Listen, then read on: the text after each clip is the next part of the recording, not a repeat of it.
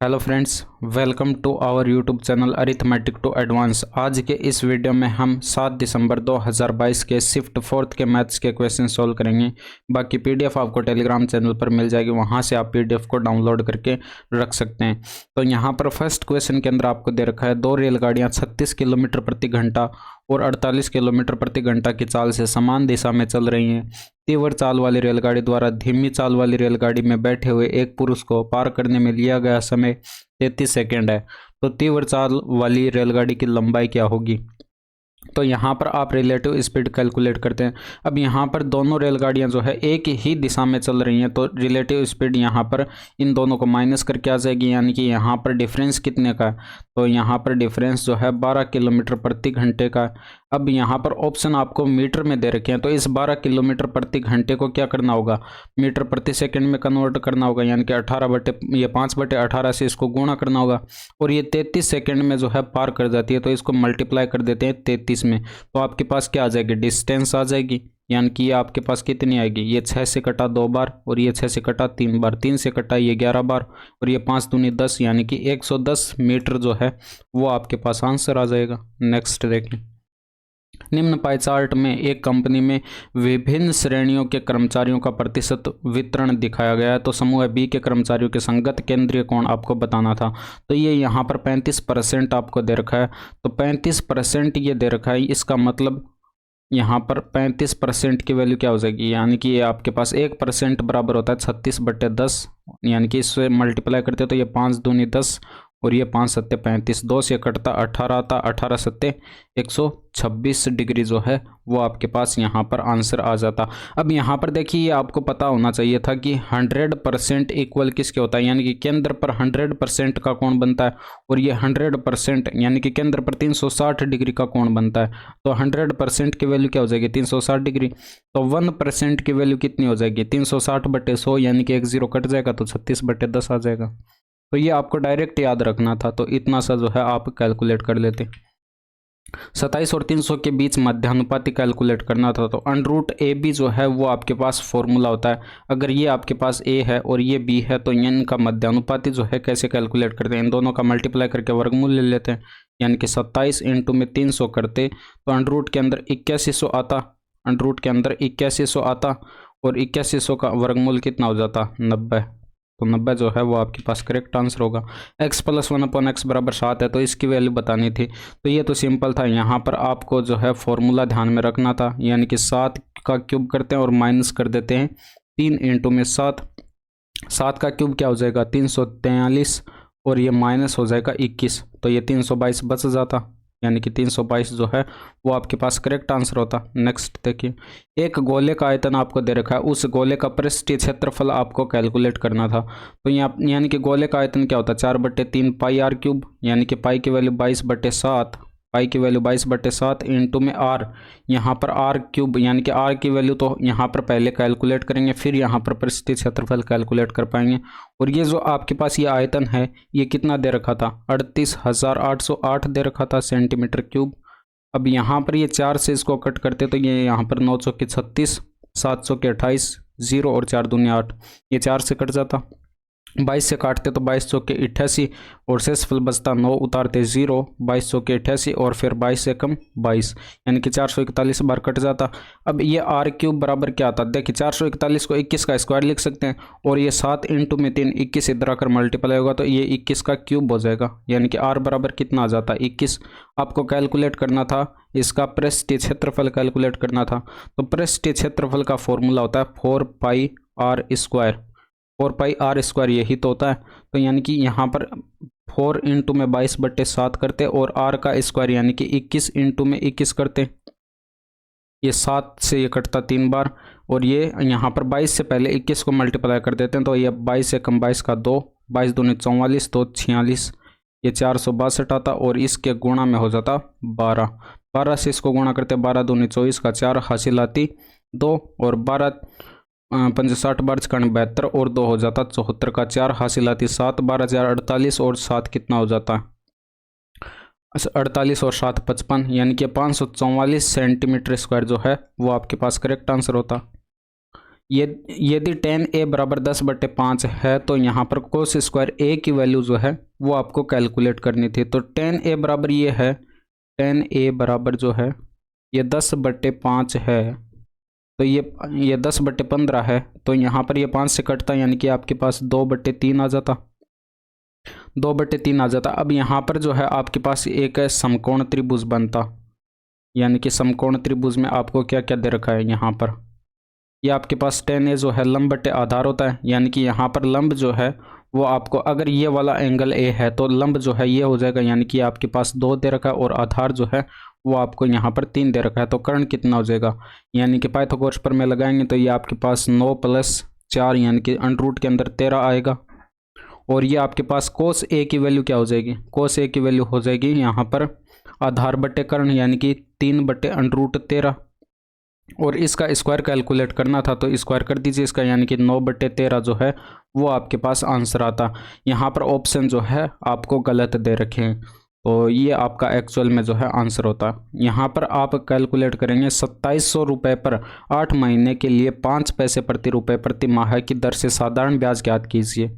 तो यहाँ पर ये आपके पास 8 महीने का दे रखा है, सेम वैसे ही निकलेगा जैसे आप वर्ष के लिए कैलकुलेट करते हैं। और यहाँ पर जो है 5 पैसे प्रति माह के लिए दे रखा है, तो 2700 रुपये का पर 1 रुपये पर ब्याज जो है यहाँ पर कितने का मिल रहा है, 1 महीने में 5 पैसे का मिल रहा है। तो 2700 पर क्या हो जाएगा, 2700 × 5, और ये तो 1 महीने का ब्याज आएगा, ठीक है, और पैसे में आएगा ये, क्योंकि ये आपके पास जो है पैसे में दे रखा था। और ये 8 महीने का कैलकुलेट करना है तो मल्टीप्लाई करते 8। अब यहाँ पर ऑप्शन तो आपको रुपए में दे रखे हैं तो इसको डिवाइड करना होगा 100 से। तो चाहे तो आप यहाँ पर ये देख सकते हैं PRT / 100 वाला फॉर्मूला लगा कर भी इसको डायरेक्ट कैलकुलेट कर सकते थे। तो ये आपके पास कितना हो जाएगा, ये 5 से इसको गुणा कर देते, ये 5 × 8 = 40 हो जाएगा, ये 5 × 8 = 40 हो जाएगा। और 27 चौके कितना होता है, 108 होता है, और एक आगे 0 लगा दीजिए, यानी कि 1080 रुपये जो है वो आपके पास करेक्ट आंसर होता।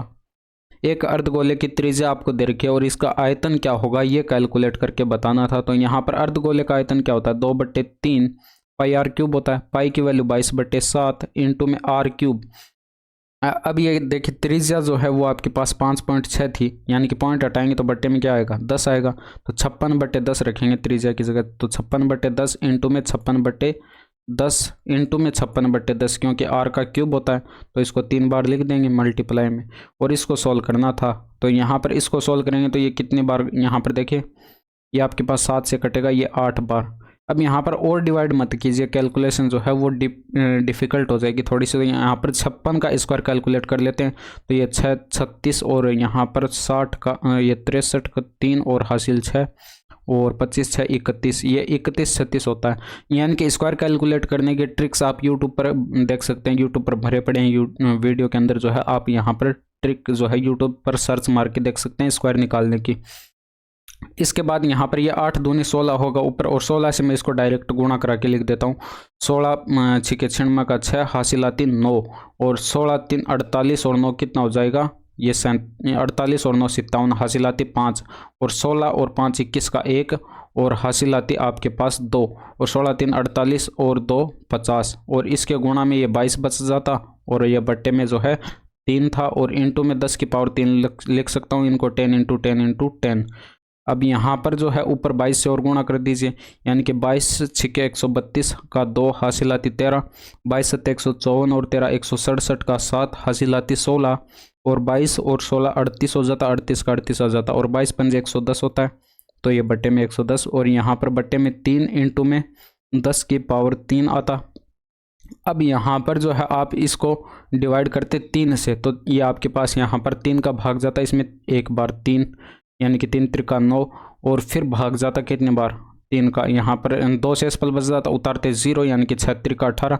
जैसे यहाँ पर 3 6 यहाँ पर मैच हुआ तो इसको टिक कर देते, कंप्लीट इसको डिवाइड करने की आवश्यकता भी नहीं थी। अगर आप इसको कंप्लीट डिवाइड करते तो ये 6 त्रिका 18 और यहाँ पर शेष फल बचता कितने का, 2 का उतारते 3, फिर 7 त्रिका 21 और यहाँ पर शेष फल बचता 2 का उतारते 8, ये 9 त्रिका 27 और फिर यहाँ पर शेष फल बचता आपके पास 1 और उतारते 7, ये 5 त्रिका 15, शेष फल बचता 2 उतारते 2, ये 7 त्रिका 21। अब यहाँ पर पॉइंट यहाँ पर लगाना पड़ता और आगे भाग चला जाता, बट बट्टे में क्या था 10 की पावर 3 था, तो यहाँ पर ये दशमलव जो है इसको 3 स्थान और आगे लेकर आ जाते हैं, यानी कि 367.95 जो है वो आपके पास सेंटीमीटर क्यूब में जो है आंसर आ जाता। तो इस तरह से आप कैलकुलेट कर सकते थे, बट एग्जाम में आपको कंप्लीट कैलकुलेट करना ही नहीं है, आपका थोड़ा सा आंसर कहीं पर भी मैच होता है, देखिए आप टिक कर देते हैं, इससे आपके पास टाइम बचता है। यदि एक समबाहु त्रिभुज की भुजा 8 सेंटीमीटर है तो त्रिभुज का क्षेत्रफल कितना होगा। तो यहाँ पर समबाहु त्रिभुज की भुजा जो है वो आपको 8 सेंटीमीटर दे रखी है, तो इसका क्षेत्रफल कैलकुलेट करने का फॉर्मूला होता है √3/4 इंटू में भुजा स्क्वायर, यानी कि आप अगर आपके पास ए जो है 8 है तो यहाँ पर ये कितना हो जाएगा √3/4 इंटू में 8 का स्क्वायर, 8 इंटू में 8 करते और ये 4 दूनी 8, 8 दूनी 16, यानी कि 16 √3 आता। बट यहाँ पर आपको √3 की वैल्यू भी यहाँ पर पुट करनी होगी। √3 की वैल्यू क्या होती है 1.732। अब यहाँ पर अगर √3 की जगह रखते तो ये 16 इंटू में 1.732 आता और इससे इसको मल्टीप्लाई कर देना था। तो 16 दूनी 32 का 2 हासिल आती आपके पास 3 और 16 3 48 3 51 हासिल आती 5 और 16 7 112 और 5 कितना हो जाता 117 और हासिल आती आपके पास 11 और 16 और 11 कितना हो जाएगा 27। अब यहाँ पर जो है 3 स्थान पर दशमलव लगाना था तो यहाँ पर दशमलव लगा देते, तो 27.71 जो है वो आपके पास करेक्ट आंसर होता। नेक्स्ट देखिए, क्रिसमस की बिक्री पर एक दुकान में सभी वस्तुएं 30% छूट पर उपलब्ध हैं। यदि जैस्मिन 800 रुपये अंकित मूल्य वाली स्कर्ट खरीदती है तो उसे कितना भुगतान करना पड़ेगा। तो ये 800 पर इसको 300 का ये 30% का डिस्काउंट मिलता है, यानी कि इसका 70% जो है इसको भुगतान करना होता। तो ये 7 8 56 हो जाता है, यानी कि 560 का इसको भुगतान करना होता। तो नेक्स्ट देखिए, निम्नलिखित में से कौन सा कथन सही है। तो यहाँ पर k+1/k की वैल्यू जो है वो आपको 12 दे रखी है। तो यहाँ से अगर k² + 1/k² अगर कैलकुलेट करते तो ये 12 का स्क्वायर हो जाता, ये 12 का स्क्वायर कर देते और -2 कर देते, ऐसे ही तो करते। 12 का स्क्वायर कितना होता 144 - 2 यानी कि 142 आ जाता। और ये दे कितना रहा 142 दे रखा था, यानी कि आपके पास करेक्ट होगा, ऑप्शन नंबर फर्स्ट जो है वो करेक्ट होगा। अब यहाँ पर देखिए k+1/k और ये k-1/k दोनों मिलकर क्या बना लेंगे k² -1/k² बना लेंगे और ये दोनों मिलकर आपके पास क्या बना लेंगे k⁴ -1/k बना लेंगे।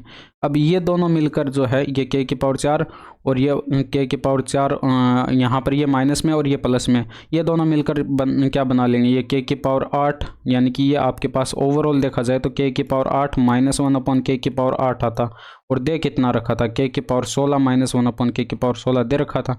तो ये आपके पास ऑप्शन जो है इनकरेक्ट हो जाएगा, यानी कि केवल फर्स्ट जो है वो करेक्ट है। नेक्स्ट देखिए, दी गई आकृति में O वृत्त का केंद्र है और कोण AOC बराबर आपको दे रखा है 140 डिग्री है, यानी कि ये केंद्र पर बना कोण जो है ये आपको दे रखा है 140 डिग्री का है।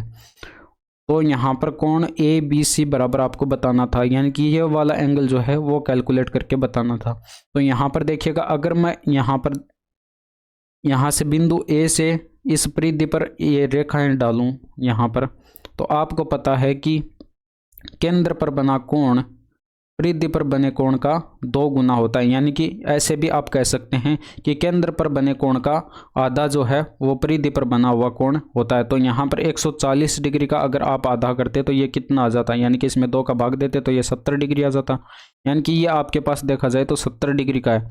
जब ये 70 डिग्री का है तो ये आपको पता है कि ये चक्रीय चतुर्भुज बन रहा है वृत्त के अंदर, और चक्रीय चतुर्भुज के अंदर जो है आमने सामने के कोण जो है उनका योग क्या होता है 180 डिग्री होता है। यानी कि ओवरऑल देखा जाए तो इस बिंदु को मैं नाम यहाँ पर D दे देता हूँ, तो ये B है और ये D है। तो यानी कि कोण B और प्लस कोण D जो है ये इनका योग ओवरऑल देखा जाए तो 180 डिग्री होता है, ये आपको पता है। और यहाँ पर कोण D कितना आया था, ये 70 डिग्री आया था, तो 70 डिग्री यहाँ पर रखेंगे, इधर आकर माइनस हो जाएगा, यानी कि कोण B बराबर कितना आ जाएगा 180 डिग्री में से माइनस कर दीजिए 70 डिग्री। यह चीज़ आप डायरेक्ट भी लिख सकते थे, इसको लिख कर देखने की यहाँ पर ज़रूरी नहीं थी, सीधे डायरेक्ट टिक कर सकते थे चित्र से ही। तो ये आपके पास कोण B जो है वो आपके पास 110 डिग्री होता। और यहाँ पर आपको दे रखा है निम्नलिखित तालिका का अध्ययन करें और प्रश्न का उत्तर दें। विभिन्न विषयों में 5 छात्रों द्वारा प्राप्त अंकों का प्रतिशत दे रखा है, यानी कि यहाँ पर ये आपको विषय दे रखे हैं और इन विषयों के अंदर प्राप्त प्रतिशत जो है ये आपको यहाँ पर प्रतिशत में डाटा दे रखा है। सुशील द्वारा अंग्रेजी में प्राप्त अंक अब सुशील यहाँ पर ये देखिए ये है, और इसके द्वारा अंग्रेजी में प्राप्त अंक 75% है, कितने का, 200 का।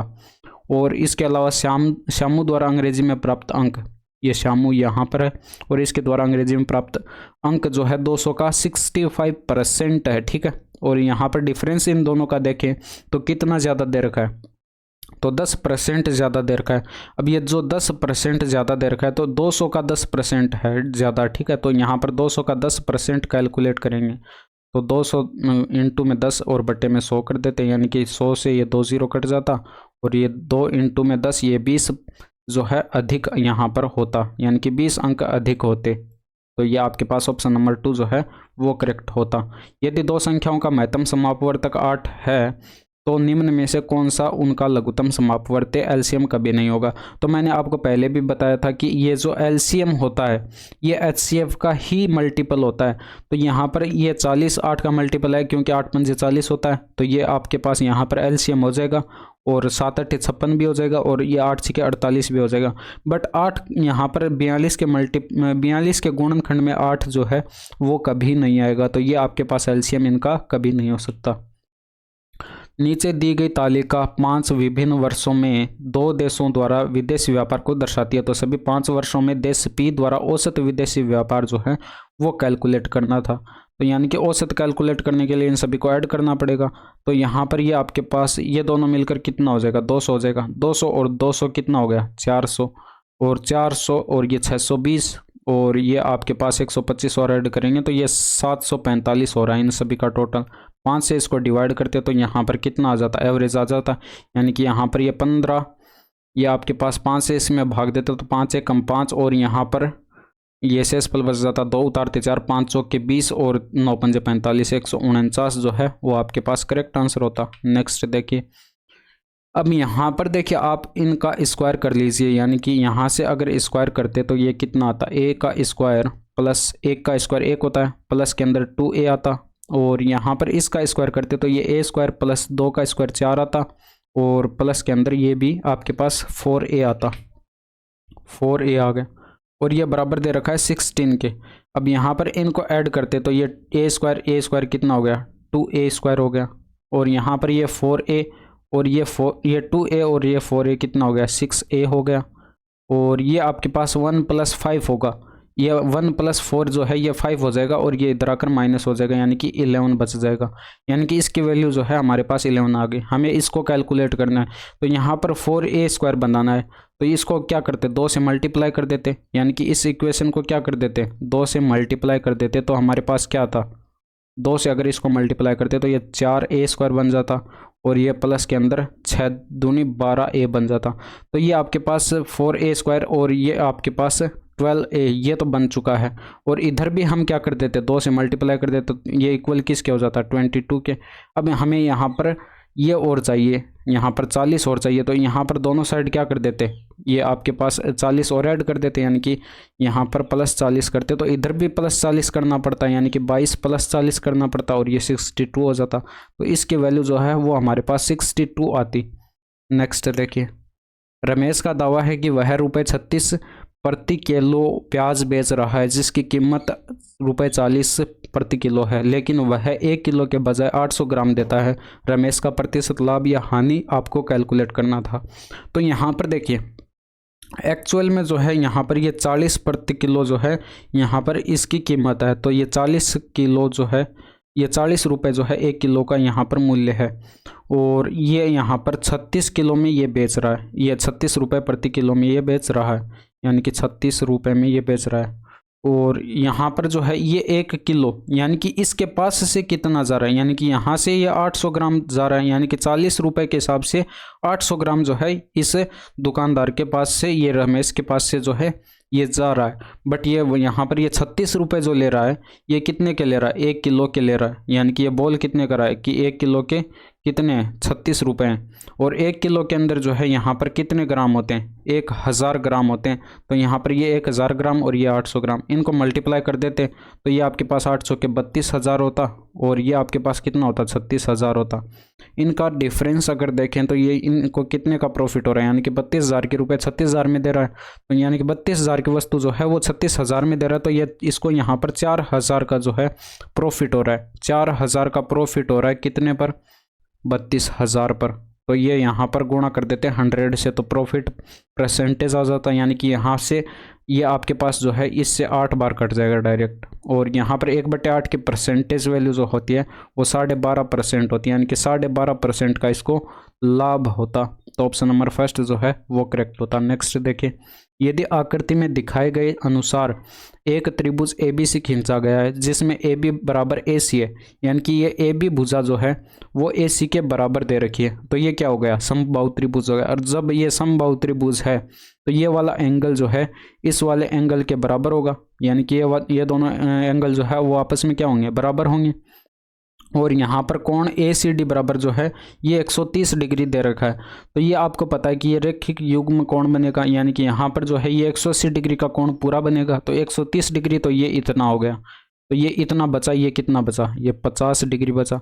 जब ये 50 डिग्री है तो ये इसके बराबर होगा, यानी कि ये भी आपके पास 50 डिग्री होगा। और त्रिभुज के तीनों कोणों का योग जो है वो आपको पता है कितना होता है, 180 डिग्री होता है। तो यहाँ पर ये कोण BAC जो है ये कितना हो जाएगा, ये यहाँ पर 180 डिग्री में से माइनस करते इन दोनों का योग करके, यानी कि 100 में इसमें से 100 जो है 100 डिग्री घटा देते तो 80 डिग्री आपके पास बचता, यानी कि 80 डिग्री जो है वो आपके पास करेक्ट आंसर होता। नेक्स्ट देखिए, एक चुनाव में 3 उम्मीदवार भाग ले रहे थे। तीसरे स्थान पर रहने वाले व्यक्ति को कुल मतों का 20% प्राप्त हुआ, जबकि विजेता और प्रथम उपविजेता के मतों का अंतर कुल मतों का 20% था।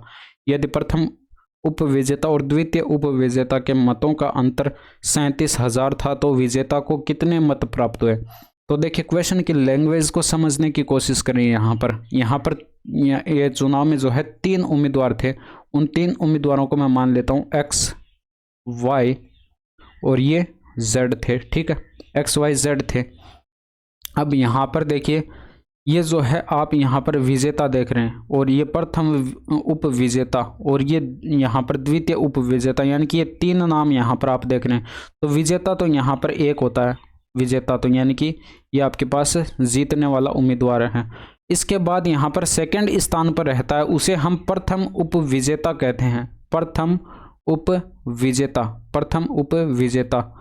और जो तीसरे स्थान पर रहता है उसे हम द्वितीय उपविजेता कहते हैं। तीसरे स्थान पर जो रहता है उसे हम द्वितीय उपविजेता कहते हैं। तो उम्मीद करता हूँ ये चीज़ें आपको समझ में आई होंगी। अब यहाँ पर टोटल वोट मान लीजिए 100 थे, टोटल वोट मान लीजिए 100 थे। अब तीसरे स्थान पर रहने वाले व्यक्ति ने जो है इन कुल मतों का 20% प्राप्त किया। अब 100 हमने इसलिए ही माना है कि हमें जो है परसेंटेज कैलकुलेट करने में आसानी हो।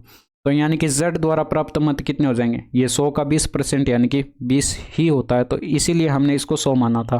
तो यहाँ पर ये 20 जो है तीसरे स्थान पर रहने वाले व्यक्ति ने मत प्राप्त किए। जबकि अब यहाँ पर देखिए 100 में से 20 इसने प्राप्त कर लिए, यानी कि X और Y इन दोनों का मिलाकर टोटल 80 रहा होगा, यानी कि 80 बचे होंगे। तो ये X + Y यानी कि इन दोनों के वोट मिलाकर कितने रहे होंगे, 80 रहे होंगे। अब यहाँ पर आपको दे रखा है कि विजेता और प्रथम उपविजेता, यानी कि ये विजेता X और ये प्रथम उपविजेता जो है इनके मतों का अंतर कुल मतों का 20% है, यानी कि X - Y भी आपको दे रखा है, इन दोनों का अंतर आपको दे रखा है और कुल मतों का 20% यानी कि 20 ही होगा। तो ये बराबर आपको 20 हो जाएगा, ये बराबर 20 दे रखा है। अब इन दोनों को सोल्व करते तो ऐड करते तो यहाँ पर कितना आ जाता, ये Y से Y कट जाता और ये यहाँ पर 2X बराबर कितना आता, ये 100 हो जाता, यानी कि X बराबर कितना हो जाता, 50 हो जाता। तो ये X द्वारा प्राप्त मत कितने आ गए, 50। अब 50 इसने प्राप्त कर लिया और 20 इसने प्राप्त कर लिया, तो 100 में से कितने बचे, 30। तो 30 इसके रहे होंगे, यानी कि इन दोनों इनके वोट जो है हमारे पास आ चुके हैं। बाद में क्वेश्चन में ये दिया गया कि प्रथम उपविजेता और द्वितीय उपविजेता के मतों का अंतर 37,000 था। तो यहाँ पर ये प्रथम उपविजेता ये है और द्वितीय उपविजेता ये है, इन दोनों के मतों का अंतर आपको 37,000 दे रखा था। बट हमारे क्वेश्चन हमने जो सॉल्व किया था उसके हिसाब से कितना आ रहा है, ये 10 आ रहा है इन दोनों के मतों का अंतर। अब यहाँ पर ये 10 यूनिट की वैल्यू क्वेश्चन में कितनी दे रखी है, 10 यूनिट की वैल्यू जो है वो आपको 37,000 दे रखी है, यानी कि क्वेश्चन में अंतर जो है वो आपको 37,000 दे रखा था। तो ये 37,000 जो है ये 10 का कितना गुना है, तो ये 3700 गुना है। तो यहाँ पर ये विजेता द्वारा यहाँ पर विजेता द्वारा प्राप्त मत आपको बताने थे, तो विजेता ने यहाँ पर 50 मत प्राप्त किए, तो ये एक्चुअल में 50 ना होकर ये भी आपके पास 3700 गुना हो जाएगा।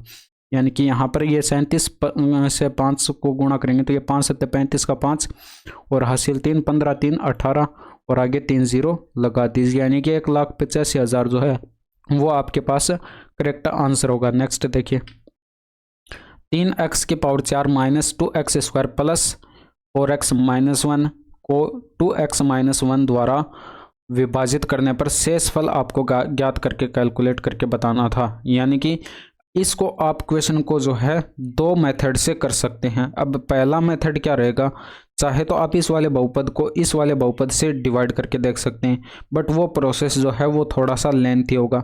और सेकंड प्रोसेस जो है ये रहेगा कि आपको ये जो भाजक दे रखा है इसको आप क्या कर लीजिए, 0 के बराबर कर लीजिए। यानी कि इसको आप क्या कर लीजिए, 0 के बराबर कर लीजिए। अगर मैं 2x माइनस 1 को 0 के बराबर कर दूँ तो यहाँ से x की वैल्यू कितनी आ जाएगी, 1/2 आ जाएगी। अब यहाँ से x की वैल्यू जब 1/2 आ गई है तो यहाँ पर x की वैल्यू पुट कर देनी थी, यानी कि 3 इंटू में ये यहाँ पर 1/2 का पावर 4 करेंगे तो ये यहाँ पर 1/16 हो जाएगा।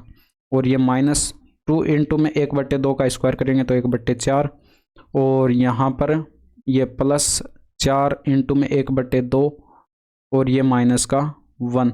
अब यहाँ से आप क्या करेंगे, एलसीएम लेंगे। एलसीएम आपके पास 16 आ जाएगा, यानी कि इनका एलसीएम कितना आ जाएगा, 16 आ जाएगा। इसको बट्टे में 4 से गुणा कर दीजिए और ऊपर भी 4 से गुणा कर दीजिए। इसको बट्टे में 4 से गुणा कर दीजिए, 1 सेकंड, इसको बट्टे में 8 से गुणा कर दीजिए क्योंकि बट्टे में हमें 16 बनाना है। इसको भी ऊपर 8 से गुणा कर दीजिए, इसको भी ऊपर नीचे 8 से गुणा कर दीजिए, यानी कि यहाँ पर ये आपके पास इनका एलसीएम जो है, 1 सेकंड, इसको 8 से गुणा नहीं करना था, यानी कि बट्टे में हमें तो 16 बनाना था, तो इसको 16 बट्टे में और यहाँ पर भी इसको ऊपर भी 16 से गुणा करना पड़ेगा। तो ये ऊपर कितना हो जाएगा, 3 माइनस का 4 दूनी 8 और ये प्लस का 8 चौके 32 और ये माइनस का 16, ये आपके पास 16 हो जाएगा।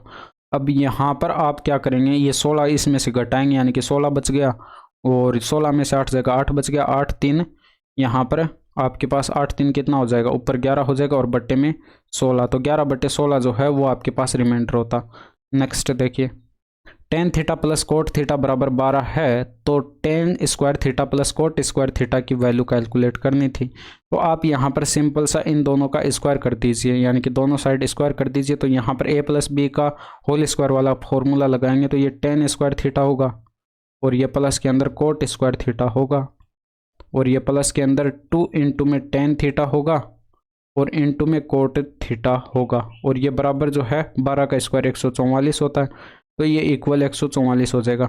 अब यहाँ पर देखिए ये tan थीटा आपको दिखाई पड़ रहा है और इंटू में कोट थीटा ये दिखाई पड़ रहा है। इसको क्या लिख सकते हैं, tan थीटा इंटू में कोट थीटा को 1/tan थीटा लिख सकता हूँ क्योंकि फॉर्मूला होता है कोट थीटा बराबर 1/tan थीटा।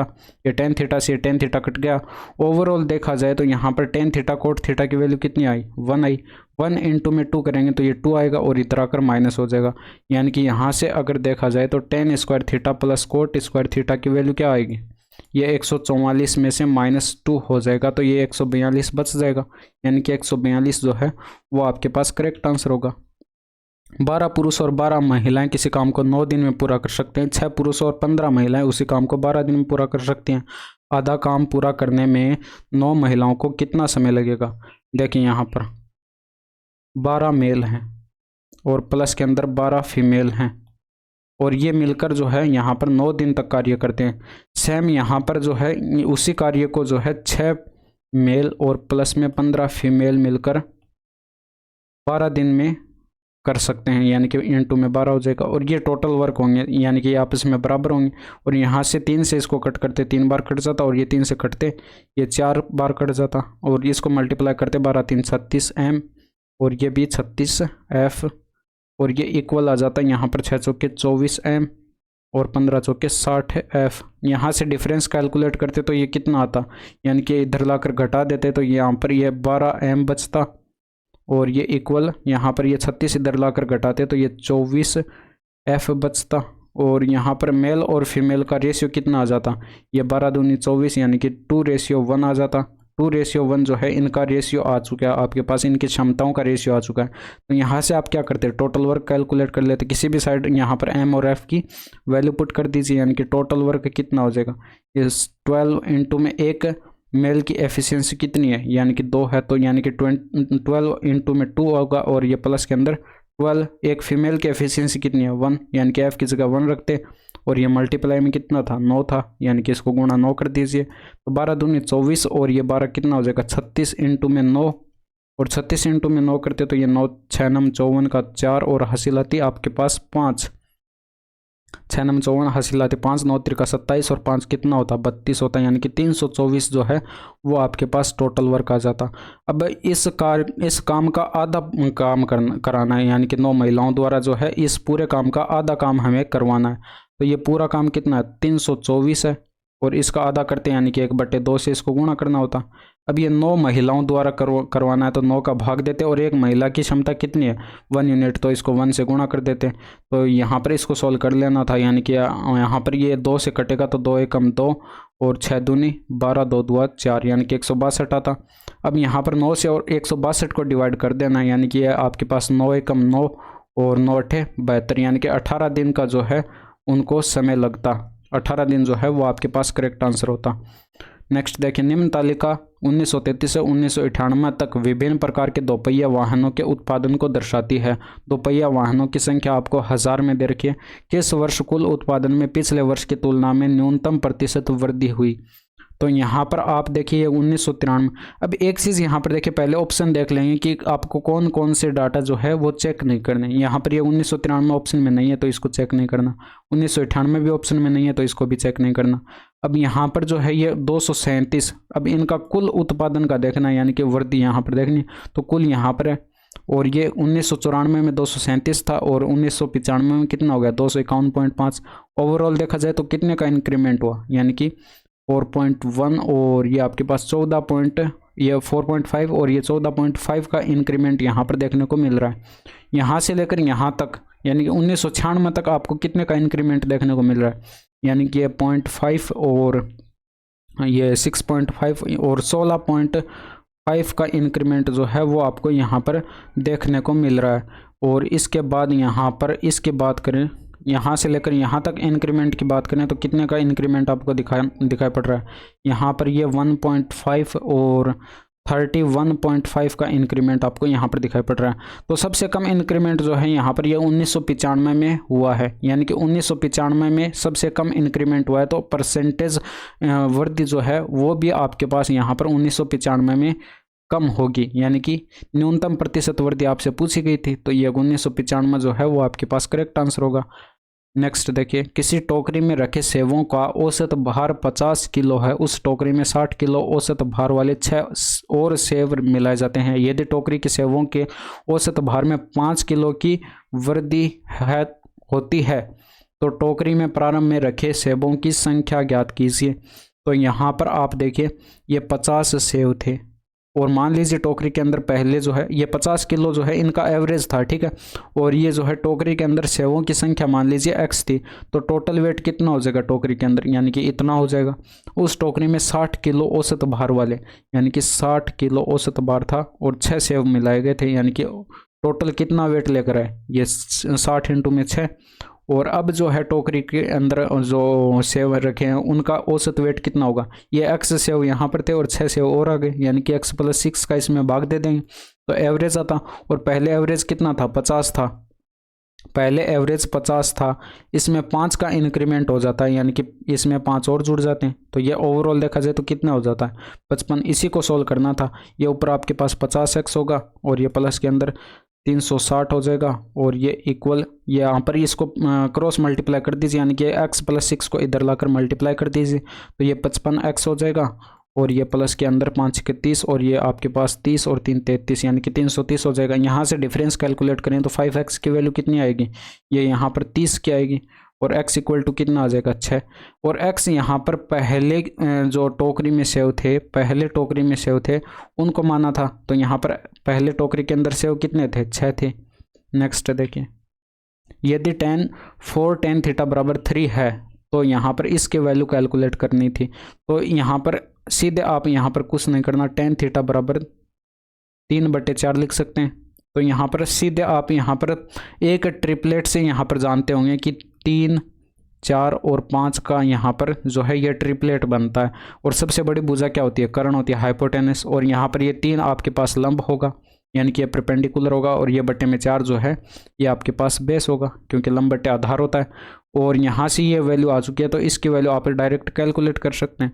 तो यहाँ पर ये 4 × में sin θ क्या होता है, ये आपके पास लंब बटे कर्ण होता है, यानी कि लंब यहाँ पर 3 का है और कर्ण यहाँ पर 5 का है तो 3/5 और ये माइनस के अंदर ये आपके पास आधार बटे कर्ण होता है, यानी कि आधार यहाँ पर 4 का और बटे 5 और ये प्लस का 1 और बटे में क्या हो जाएगा, यहाँ पर बटे में हो जाएगा ये 4 × में 3/5 और ये प्लस का 4/5 और ये -1।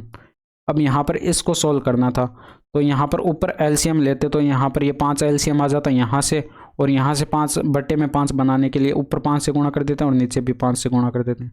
इसी तरह से इसको भी नीचे से 5 करने के लिए यहाँ पर ये 5 से ऊपर नीचे गुणा कर देते हैं। तो यहाँ पर ये ओवरऑल देखा जाए तो ये कितना बनेगा, ऊपर 4 × 12 बनेगा और ये -4 और ये प्लस का 5 और ये बटे में 5। अब इसके पूरे के बटे में ये आएगा 4 × 12 और ये प्लस का 4 और ये -5 और ये बटे में 5। अब ये 5 से ये 5 कट जाएगा, ऊपर कितना आएगा, ये 12 - 4 यानी कि 8 × 5 = 13 और बटे में ये जो है 16 - 5 यानी कि 11। 13/11 जो है वो आपके पास करेक्ट आंसर होगा। तो ये थे आज के 25 क्वेश्चंस। यहाँ तक की वीडियो कैसी लगी कमेंट करके ज़रूर बताइएगा। That's all for today. Thank you, धन्यवाद, बाय बाय, टेक केयर।